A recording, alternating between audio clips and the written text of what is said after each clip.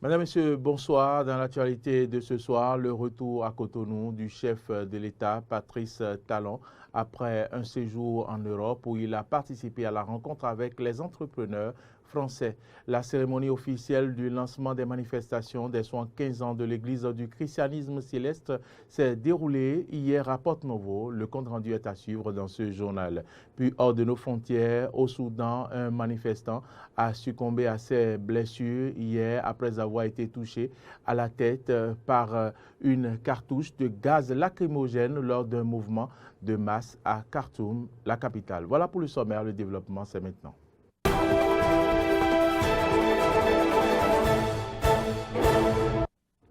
Merci de votre fidélité et bienvenue dans ce journal. Le président de la République, Patrice Talon, est de retour à Cotonou après un séjour en Europe. Le chef de l'État était en congé, faut-il le rappeler, tout comme les membres de son gouvernement.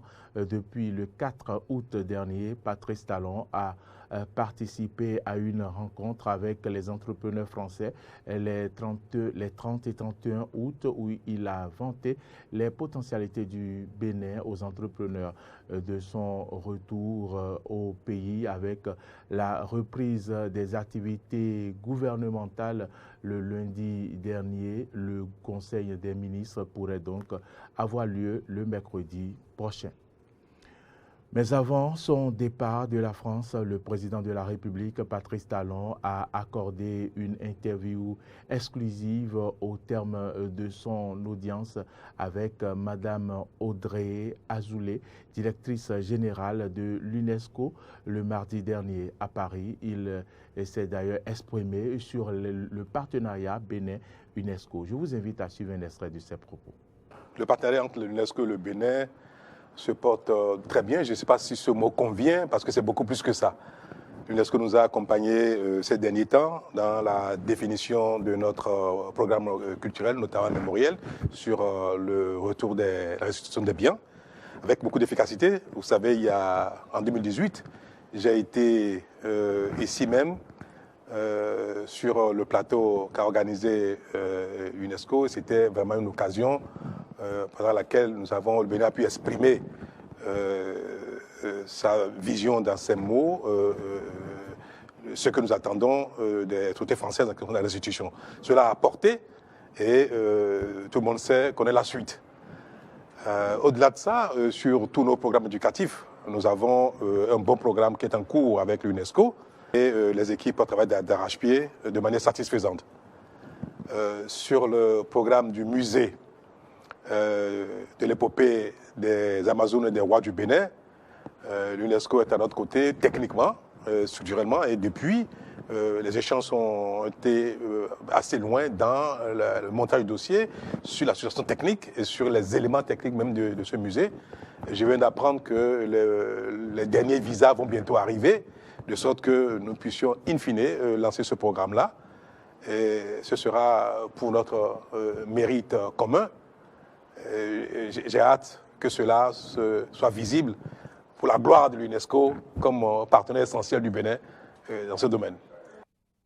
Je l'annonçais en titre, les manifestations marquant les 75 ans d'existence de l'Église du christianisme céleste du Bénin ont été officiellement lancées hier à Porto-Novo par le révérend mondial Bennett Adeogun. L'occasion pour les membres de cette Église de rendre grâce à Dieu et faire des actions pour la consolidation de l'amour, l'unité et la fraternité. C'était en présence des chrétiens célestes et des dignitaires religieux. Les précisions avec Candice Degboy.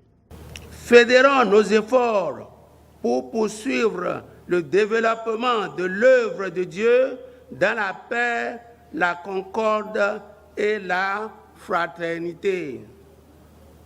Soyons tolérants les uns envers les autres, acceptons-nous les uns les autres, pardonnons-nous réciproquement, tendons les mains à tous nos frères pour qu'ensemble nous contribuions, chacun en ce qui le concerne, à l'édification d'une Église dont les fondements parfaits et solides ont déjà été posés par le Saint-Esprit et Jésus-Christ lui-même, qui est et demeure le chef de l'Église du christianisme céleste. C'est sur ces mots d'exhortation que je lance les manifestations marquant les 75 ans d'existence de l'Église du christianisme céleste. Le top des manifestations marquant les 75 ans d'existence de l'Église du christianisme céleste vient donc d'être donné par le révérend mondial. Mais en prélude à cette célébration qui aura lieu le 29 septembre prochain, il sera célébré la Journée internationale des femmes de l'Église du christianisme céleste et la Journée des chorales de l'Église du christianisme céleste. Les manifestations de l'Église auront lieu pour la GIF à Natitengu, jeudi, Natitengu à Takora, le samedi 17 septembre 2022. Le cœur, le nœud central, ou je dirais le poumon de l'activité, bien entendu, c'est les conférences. Et la conférence a pour thème réel pour cette année, éduquer les filles et les garçons pour réduire les violences faites aux femmes, bâtir la famille chrétienne sur l'amour et contribuer au développement de l'ECC. Voilà le thème de la conférence. Dans la Takora, le département en honneur dans l'église.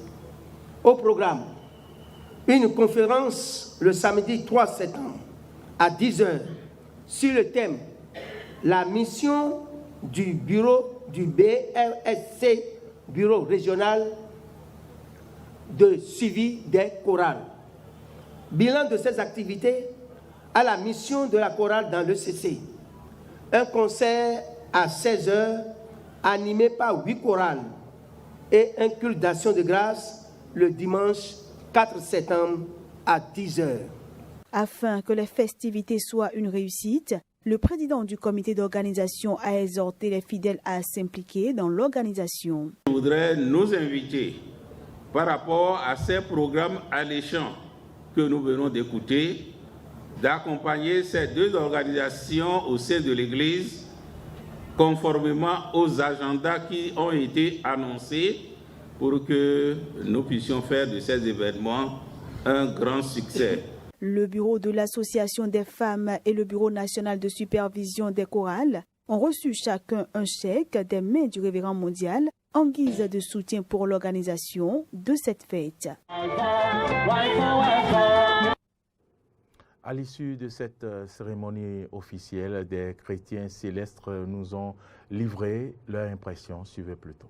La 75e année de l'existence de l'ECC est une année remarquable qui doit rentrer beaucoup dans notre vie. Parce que si ça ne rentre pas dans notre vie, qu'est-ce que la jeunesse aurait bénéficié? Ça doit faire objet d'un souci. Parce que beaucoup de listings ont été faites pour permettre à tout un chacun de savoir qu'il y a eu des manifestations de part et d'autre qui organisent ces 75 ans-là. Mais ce que nous y mettrons pour que la jeunesse suive et bénéficie, ça fait objet d'une préoccupation. Une chose est de lancer et l'autre est de pouvoir conscientiser. Mais la joie autour de tout ça là montre que le peuple de Dieu est très organisé et serein pour pouvoir conduire les manifestations à terme. Nous sommes animés d'une grande joie. C'est une grande joie pour nous d'abord d'avoir assisté à ces manifestations. Ce n'est pas donné à tout le monde, c'est une grâce. Aussi, nous disons merci. Merci au Seigneur, à Dieu de Papa Oshofa, qui a voulu quand même mettre sur pied cette église pour nous permettre, nous, fidèles, de vivre et de connaître Dieu, de connaître la parole de Dieu. Nous disons aussi merci à l'endroit du comité d'organisation qui vraiment nous a épatés ce soir par rapport à l'organisation mise sur pied. Nous avons été vraiment satisfaits. Et merci au révérend pasteur qui a parrainé les événements. Les 75 ans qui auront lieu le 29 septembre 2022. Mais en prélude à cette fête, il y a le 8 mars des femmes de l'église du Christianisme céleste qui aura lieu le 17 septembre à Nati-Tchengu, où les délégations partiront des 12 départements pour Nati-Tchengu. La fête aura lieu là-bas. Cela veut dire que le 16 déjà, il y a une messe en mémoire des défunts de l'église qui aura lieu à Nati. Nous disons merci aux grands dévanciers de l'église et surtout à notre pasteur qui a voulu bien nous aider pour la fête de Nati en nous offrant quand même un chèque de 1 million de francs pour nous aider à effectuer le voyage. Retour à présent sur la formation des acteurs du secteur privé qui a débuté hier dans le cadre de la gestion de la pandémie du coronavirus. Une séance qui a réuni des professionnels de la santé dans le but d'élargir la couverture vaccinale face à cette pandémie. Pour la circonstance, les participants sont venus de tous les départements du Bénin. C'est un reportage, c'est un compte-rendu plutôt de Stanislas Samoa. Former les acteurs du secteur privé sur la gestion de l'infodémie liée à la COVID-19, c'est l'objectif principal de cet atelier qui a réuni tous les intervenants dans la chaîne sanitaire de notre pays. Ils sont venus des 12 départements du Bénin et à l'ouverture, le représentant résident de l'Organisation mondiale de la santé au Bénin a reprécisé les grandes lignes des travaux avec un état des lieux sur la campagne vaccinale contre la COVID-19. Dr Boko Thierry Tossou. Depuis 2020, le Bénin, à l'instar des autres pays du monde, lutte contre la pandémie de la COVID-19. Et des mesures ont été prises, notamment la vaccination, pour donc arrêter la chaîne de transmission donc, du virus. Force est de constater que nous avons encore une couverture vaccinale insuffisante du fait de la réticence de la population liée aux fausses rumeurs qui circulent sur les réseaux sociaux. Pour donc améliorer et corriger cette situation, l'Agence nationale des soins de santé primaire a initié cet atelier pour outiller les participants ici présents par rapport à la gestion des fausses informations liées à la COVID-19 dans les différents départements du pays. Les fausses informations distillées sur les réseaux sociaux explique en partie la réticence des populations par rapport à la vaccination, ce qui a d'ailleurs plombé au départ l'atteinte des objectifs fixés. Le Bénin s'est fixé comme objectif d'atteindre 60% de couverture. Mais aujourd'hui, nous sommes à 35%. Donc comme vous le constatez, nous n'avons pas atteint nos objectifs et raison pour laquelle, avec l'appui de nos partenaires, nous continuons donc de mobiliser les populations. Continuons de mobiliser les différents acteurs et c'est pour ça que nous avons pensé à vous. On sait que le secteur privé aujourd'hui prend environ 52% des cibles.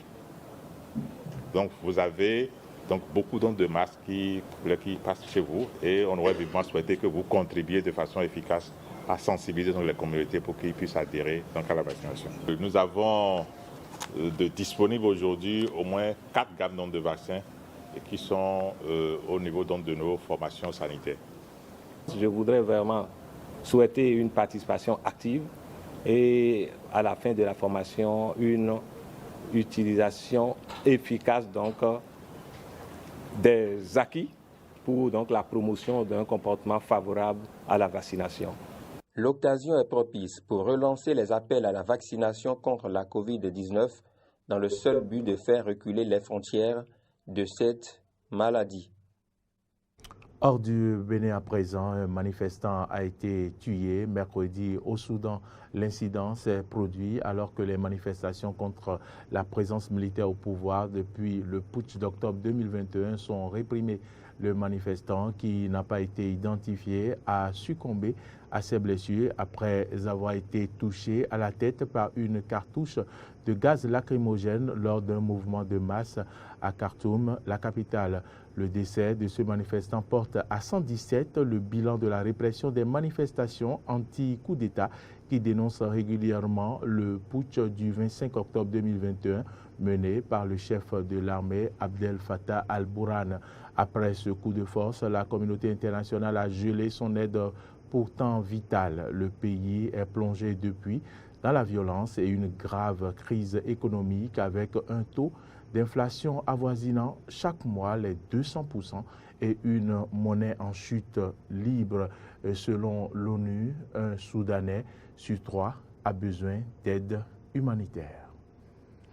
Madame, Messieurs, c'est ici que se referme ce journal. Merci à toutes et à tous de nous avoir suivis. L'information se poursuit sur nos différentes plateformes YouTube, Facebook et Twitter et sur notre site internet www.benin-eden.tv. Vous pouvez également nous suivre à travers nos différentes, à travers notre application Eden TV, Diaspora FM à télécharger sur Play Store. Bonne suite de nos programmes et à demain.